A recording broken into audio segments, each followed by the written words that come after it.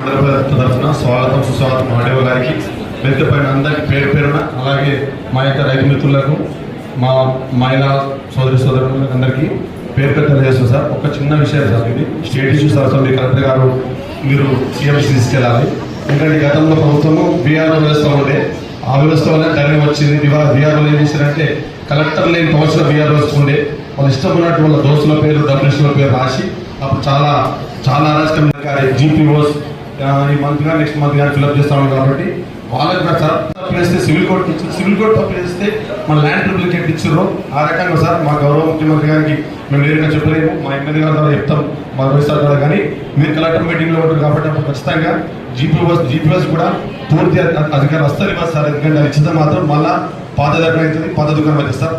అది కంపల్సరీ తెలియజేసుకుంటూ మా తరఫున మా మండలం తెలియజేస్తూ, అలాగే సార్ నార్సింగి మా మండలం చిన్న మండలం సార్, 9 గ్రామాలు ఉంటాయి. ఒక గ్రామం ఏమో కాసలాపురం గ్రామం ఉంటుంది సార్, అది గ్రామ పంచాయతీ ఏమో శ్రీనూరులో ఉంటుంది. కానీ రెవెన్యూ మాత్రం ఇట్స్ గోరింగ్ ఉంటుంది చక్రపేట మండలి సార్. గ్రామ పంచాయతీ ఉంటుంది, పోలీస్ ఏటే ఉంటుంది, అన్నిటే ఉంటాయి. రెవెన్యూ మాత్రం కాసలాపురం ఉంటుంది సార్, చక్రపేట మండలి ఉంటుంది సార్. అదొకటి ఇటు తీసుకోవాలి సార్. అండ్ ఆల్సో పొలాపురం ఉంటుంది సార్, అది ఆల్సో సేమ్ ప్రాబ్లం. పోలీస్ ఏటే ఉంటుంది, గ్రామ పంచాయతీ ఉంటుంది, కానీ రెవెన్యూ మాత్రం చేపట్టలు ఉంటుంది సార్. ఆ 2 గ్రామాలు ఖచ్చితంగా సార్ మేము మంత్రి గారికి చెప్పాము, మా రోహిత్ గారికి చెప్పాము, మా జిల్లా మంత్రి గారికి చెప్పాము.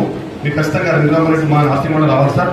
అలాగే సార్ మా అందరి తరఫున సార్, మా నరసింహ తరఫున పేరు పేరున మీకు గౌరవ ముఖ్యమంత్రి గారికి, మా రెవెన్యూ మంత్రి గారికి అందరికీ మేము థ్యాంక్స్ చెప్తాం సార్. Thank you sir.